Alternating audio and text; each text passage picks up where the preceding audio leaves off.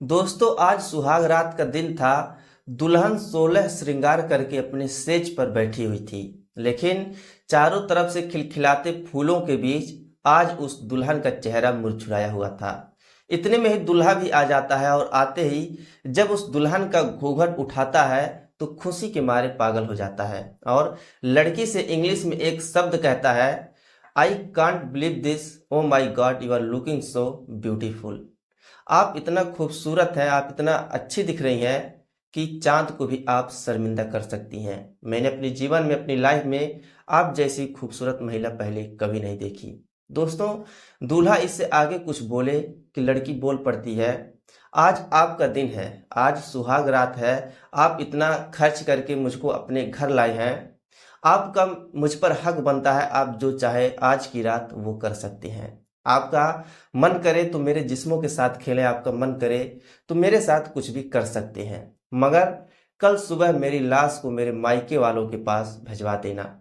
दोस्तों, जैसे ही दूल्हा इतना बात सुनता है घबरा जाता है और सोचता है शुभ शुभ दिन पर ये अशुभ बातें क्यों कर रही है। दुल्हन का हाथ उठाकर अपने हाथों में रखता है और कहता है, क्या हुआ, इतना परेशान क्यों दिख रही हो। मेरे पास धन संपत्ति की कोई कमी नहीं है, अथाह धन है, मैं तुम्हें पटरानी बनाकर रखूंगा। दोस्तों, उसके बाद दुल्हन जो बात कहती है दूल्हे से, वो वाकई में हैरान और परेशान कर देने वाली है। इस कहानी को जब आप अंत तक सुनेंगे तो आप भी भावुक हो जाएंगे, आपकी अंतर आत्मा झकझोर उठेगी। दोस्तों, कहानी में आगे बढ़ने से पहले मेरी आपसे एक ही निवेदन है कि अभी तक आपने इस वीडियो को लाइक नहीं किया है तो जल्दी से लाइक कर दीजिए और एक बार चैनल को सब्सक्राइब अवश्य कर दीजिए। नमस्कार दोस्तों। आज की जो सच्ची घटना है वह उत्तर प्रदेश का जिला बस्ती का है। बस्ती में एक थाना लगता है, गौर थाना, और उस थाने के अंतर्गत एक गांव से 4 लड़कियां अपने कॉलेज के लिए बस्ती शहर में पढ़ने जाती हैं। दोस्तों, चारों लड़कियां दिखने में बेहद ही खूबसूरत होती हैं। ये चारों बीएससी फाइनल ईयर में पढ़ रही थी। लेकिन दोस्तों, चारों लड़कियों में से एक लड़की जो होती है, जिसका नाम सीमा सिंह होता है, वह और तीनों से ज्यादा खूबसूरत दिखती है। अब इनका रोजाना का यही काम होता है कि वह अपने गांव से निकलकर बस्ती शहर में पढ़ने जाती हैं। यहाँ ये लोग 15 किलोमीटर की दूरी तय करके रोजाना जाती हैं और रोजाना घर वापस भी आ जाती हैं। अच्छा, तो दोस्तों, इस बीच में एक नदी पड़ता है, कुआनो नदी। उस नदी पर एक पुल है जो दिखने में बहुत ही अच्छा लगता है।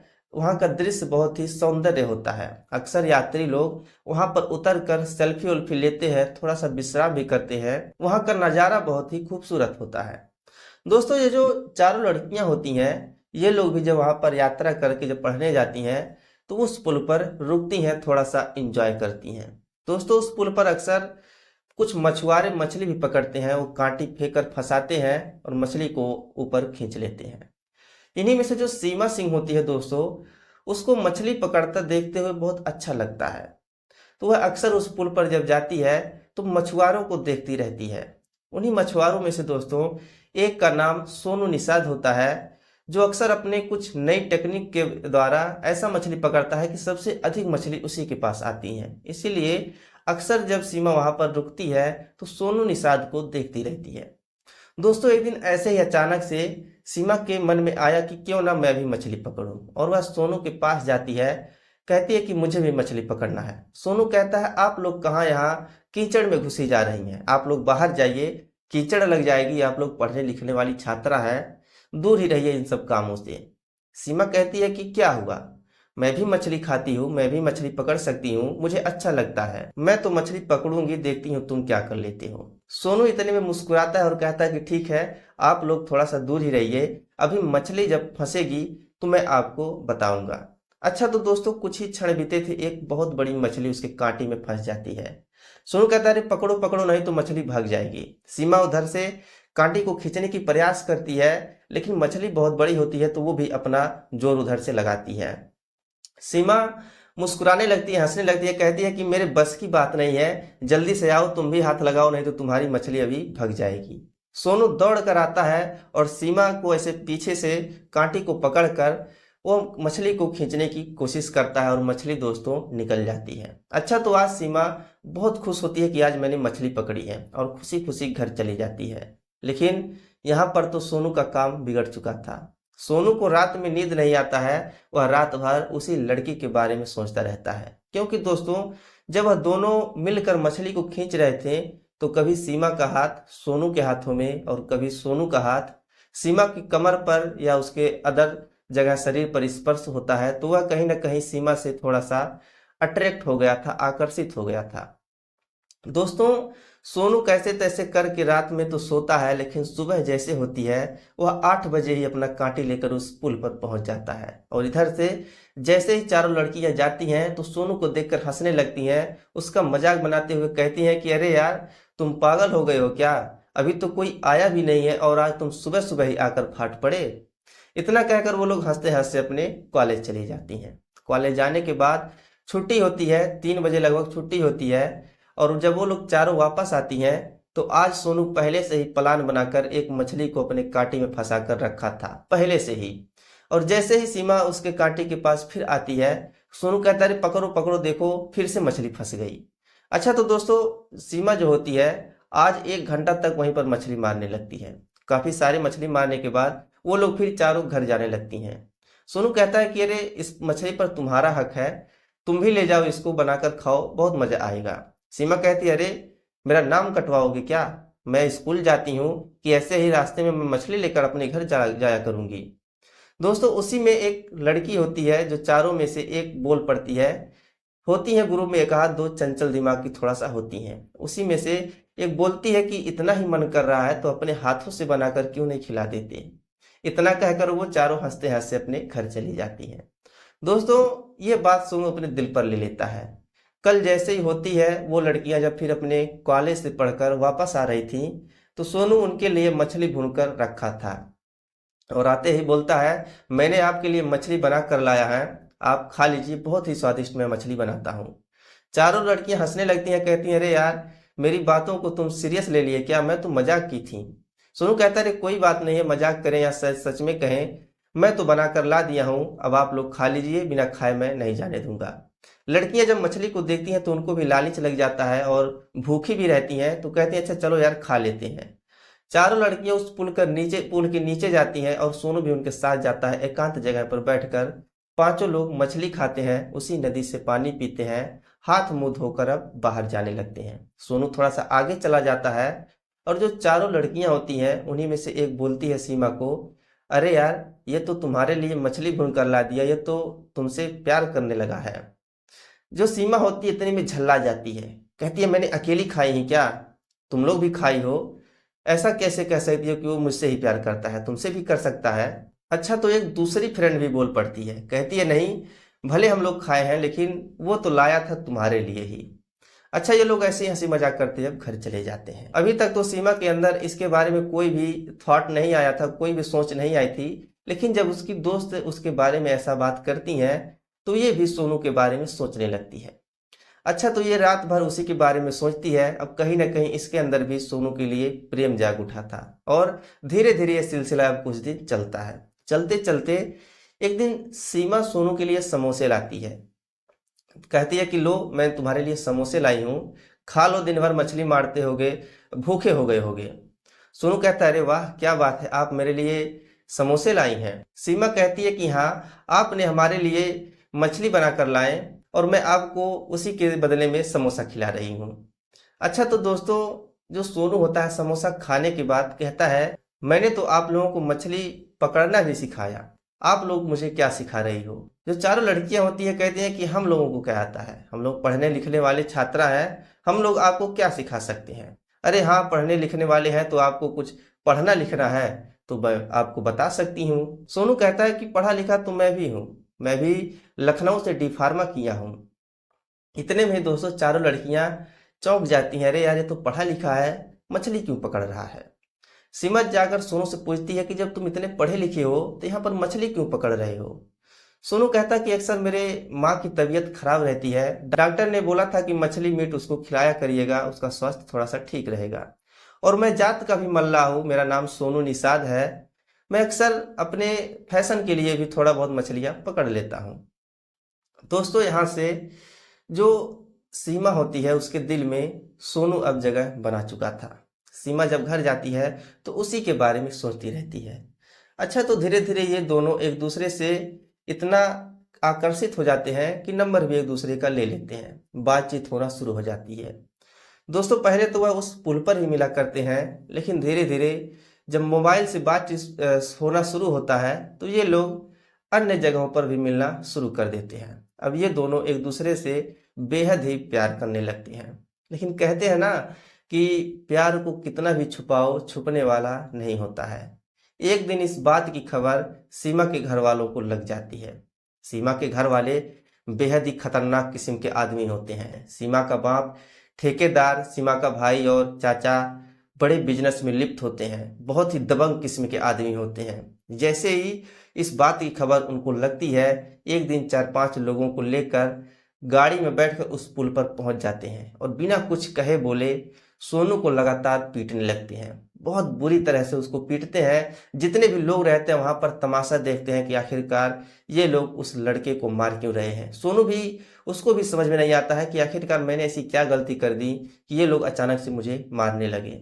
अच्छा, तो दोस्तों, जो मार रहे थे उसी में से एक बोलता है कि जितना बेटा तुमको आशिकी का बुखार चढ़ा है ना, एक झटके में मैं छुड़ा दूंगा और तुम्हारे शरीर में पत्थर बांधकर इसी नदी में फेंक दूंगा, था पता नहीं लगेगा।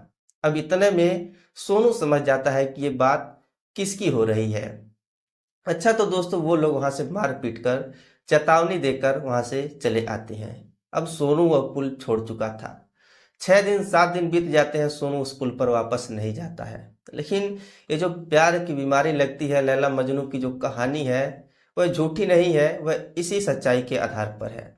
जब 6 दिन 7 दिन हो जाता है तो मामला थोड़ा सा ठंडा हो जाता है और इधर जो सीमा होती है उसके दिल में भी तड़पन हो रहा था, आग लगी थी, और इधर सोनू के भी मन में तड़पन उठ रही थी। वे दोनों एक दूसरे से अलग नहीं रह सकती थी। तो फिर क्या होता है कि सोनू उसी पुल पर जाकर खड़ा हो जाता है। फिर जब सीमा उस पुल से गुजरती है तो ये दोनों एक दूसरे को देखकर बहुत ही भावुक हो जाते हैं, एक दूसरे के गले लिपट जाते हैं। लेकिन दोस्तों, सीमा के घर वाले उसका पीछा कर रहे थे। जैसे ही दोनों गले लगते हैं, तुरंत वहां पर पहुंच जाते हैं, फिर से मारना पीटना शुरू कर देते हैं।